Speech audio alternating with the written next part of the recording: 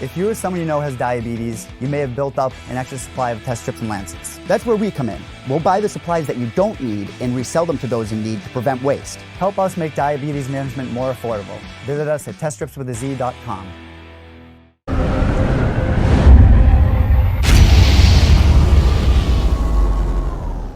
All right, we have one of the brightest prospects in Canadian MMA joining us right now. He returns to action September 21st at King of the Cage Showtime II in Niagara Falls, New York. He's going to face Troy Wittman. We're being joined by the unbeaten Anthony Romero. Anthony, how are you? I'm doing great. How are you? I'm doing great. We're a little over a month away from this big fight. How has the training been going in preparation for your return to the cage in Niagara Falls? Yeah, everything's been perfect. Body feels great. Getting on my sparring, just everything's working just perfect, like I said. So, yeah, I'm happy.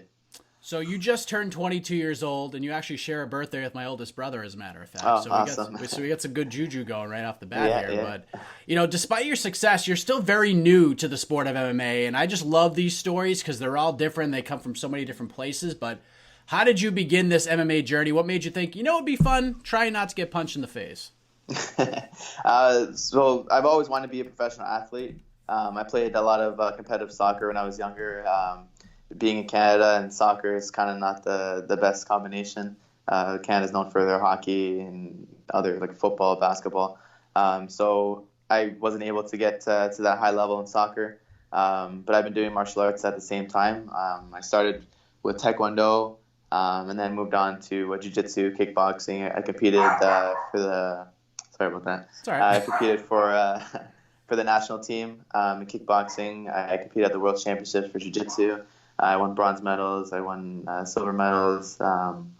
So yeah, martial arts has been a big part of my life. So I realized why not compete competitively in martial arts since I've been doing it my whole life. And then it matches being a professional athlete. So yeah, that's kind of why I'm doing what I'm doing.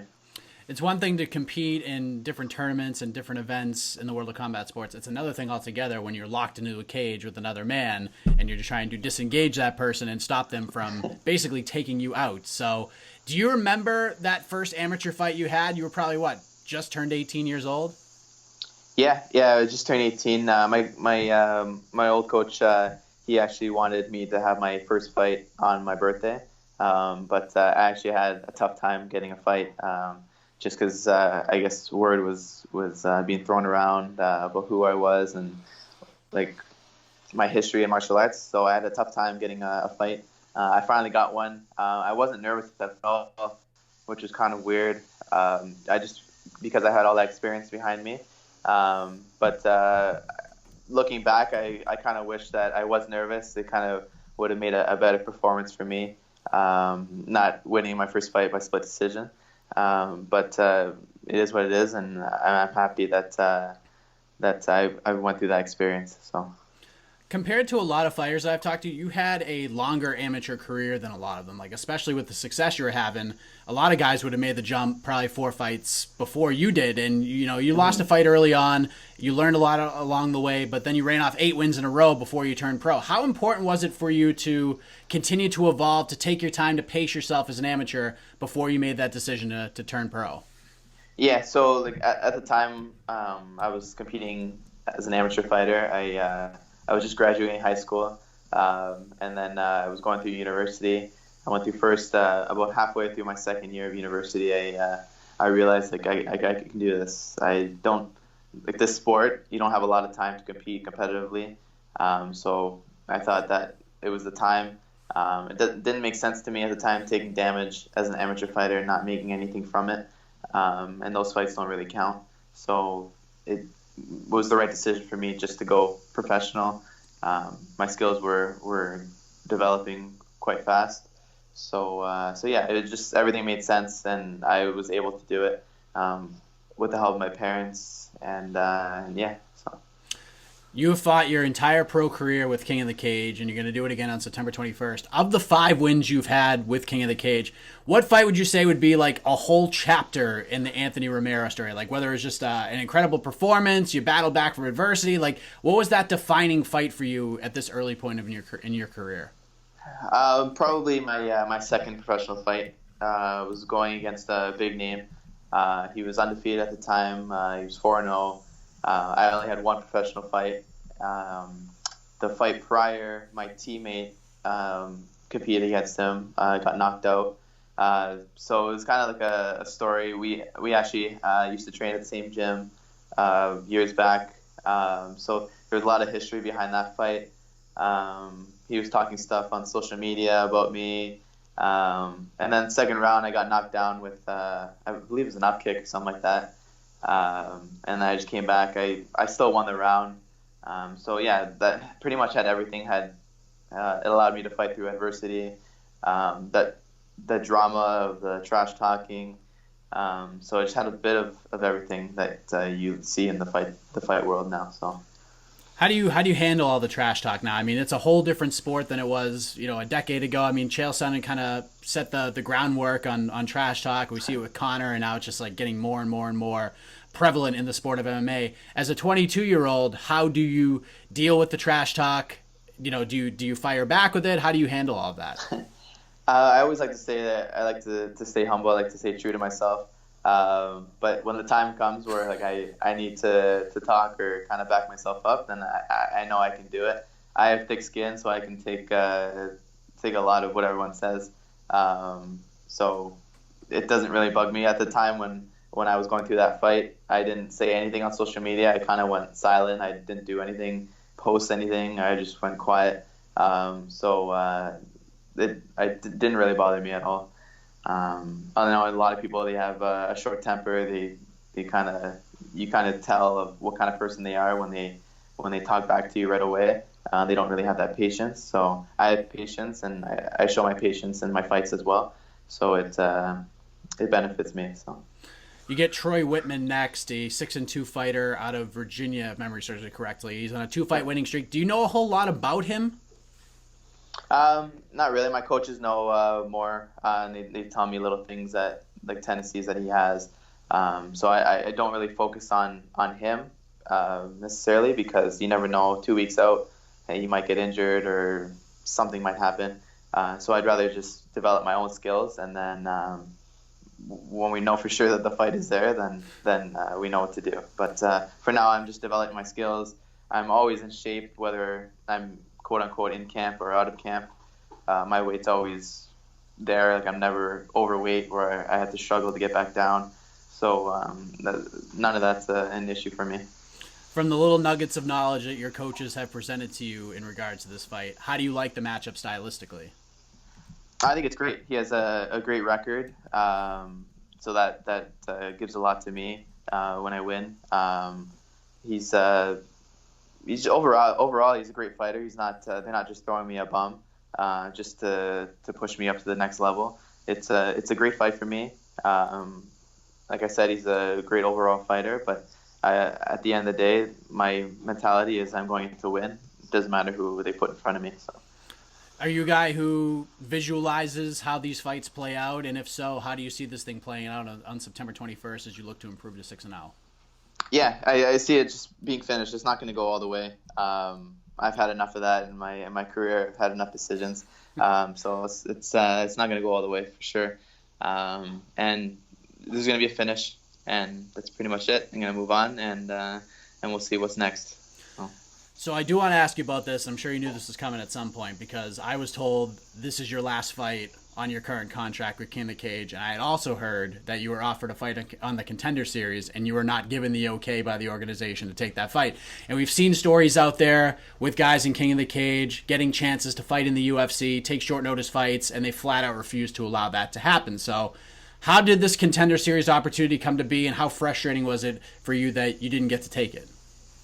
Yeah, so my manager, Matt Dodge, he has connections with the UFC, the matchmakers, and we've been communicating with them. We've been sending them the latest fight, especially my last one where I had my TKO win. So they're impressed. They liked my record, and that was pretty much it. But the only problem was that I had the contract with King of the Cage. They didn't want, for some reason, they don't want their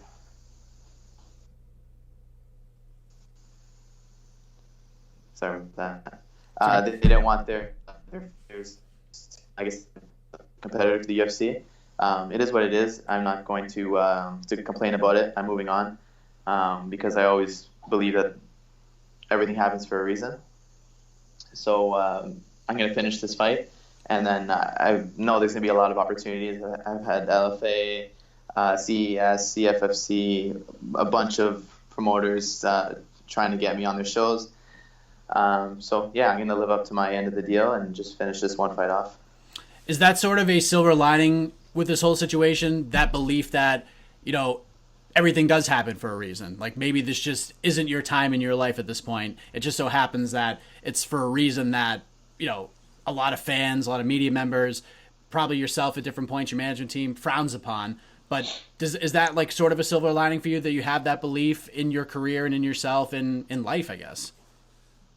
Yeah, I believe so. I know there was one, I actually went to see the Contender Series. I had a teammate of mine compete on it, and after when Dana White was trying to pick the contract, he was saying that he was unsure about one guy because he was too young. So that kind of threw me off, because if I would have won my fight and to have him say that I'm too young or something like that, it kind of would have hurt me a little bit. But I'm still young. I still have a lot to learn. I'm still developing. I'm not even in my prime. So yeah, I'm content with the way everything's going. So I know you have that belief, but you know, when I talk to fighters, they carry lots of chips on their shoulders for a number of reasons. Is this one that you carry now? Like, you don't want to use emotion too much in these fights, but this must be something you use as motivation in some way. Is that accurate? Oh yeah. Knowing that I have eyes on me from one of the best promotions in the world, that's a huge motivator for me. So it's not like they're not looking at me anymore. They're watching this interview. Their eyes are on me, so I know that. I'm always motivated, no matter what.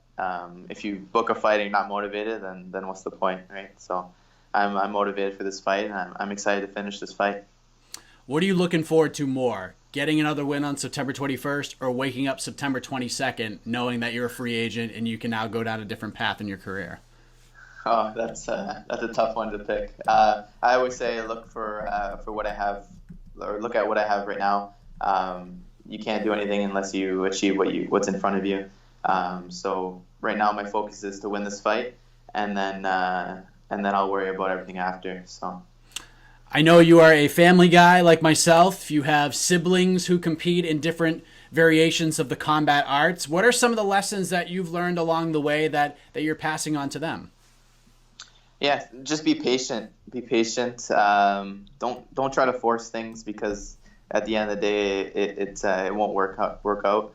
And then always work hard, but work smart at the same time. You don't want to hurt yourself in training or just anywhere in life. You want to make sure you're working smart, finding the best path to get to the top. So if all goes well September 21st, what's next for you? I mean, obviously you don't know where you're going to fight, who you're going to fight, but how many more fights are you looking to take in a perfect world for the rest of the year if all goes well next month?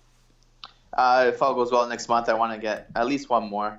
2 fights makes me feel kind of lazy during the year when I've been in shape the whole year. So I want to make it a little bit worth it and get one more after this. The goal, hopefully get, if I can't get to the UFC, because that's obviously the main goal, then a title shot in one of the bigger promotions, LFA, CFFC, CES, for the lightweight title. And then hopefully more eyes will be on me, and then we'll make it happen in the UFC. I wanted to ask you about this because heading into UFC 240 and then, you know, post UFC 240, there were a lot of people who were talking about the state of Canadian MMA. And I know that event got to shine a light on the country a little bit. You saw Felicia Spencer's grit and heart. Hakeem Dawodu had a great performance. Others had great performances. You know, they're heading to Vancouver as well. So we're going to see guys like Cole Smith and a whole bunch more, you know, with that shine upon them, showcasing the Canadian MMA scene. But, you know, being one of the bright prospects, for those who say that Canadian MMA isn't great right now, that there's a long way to go, that it's weak compared to where it was a few years ago, saying Max Holloway, as incredible as he is the face of Canadian MMA, how do you respond to that? Obviously it's not true. We have a lot of great Canadian athletes. I know Some of them, like the bigger names, like GSP, he's not competing anymore, which was a huge star for Canadian MMA. So I look forward to being the next big Canadian star. Obviously, I have big shoes to fill, but yeah, it'll happen. And there's a lot of other great Canadian athletes. You mentioned some of them. So we're gonna take over. We're good. I saw that your brother is getting into the MMA interview world, and by the way, I dig the chair spin at the beginning of that interview. Oh, you like that? Yeah. That's pretty cool, right? Like, how proud does that make you as an older brother? Oh, I'm so happy. I'm so proud of him. He's actually upstairs right now doing another interview. He has some big names coming up, some professional boxers, some UFC fighters. Kyle Prepolek's going to be on, Aaron Jeffrey. He has some MMA announcers, cameramen. Like he's all in. So, and I'm super proud of him. That's Behind the Grind, his show. So yeah, I'm proud of him. How old is he? 14. He's 14? 14 years old. Yeah. Wow, good for him. Yeah. That's awesome. Is that something he wants to do? He wants to get into the media space, or is just kind of part of the journey and trying to be as well-rounded of a person as he can at such a young age? Yeah, he likes it. He likes the whole MMA world. He wants to know people's thoughts. He wants to know their goals. He just wants to be involved in the sport. He's a boxer himself. He won Golden Gloves for 2019. So he's pretty much everywhere in the sport. But this is a big thing that he wanted to do. And I know for sure, like if he's motivated and he keeps going, it's going to be something huge. So, yeah. Yeah, he's about as relaxed as an interviewer as I've ever seen, that's for sure. But tell him to keep going, man. And I will say this: if he has any questions, you can have him reach out to me.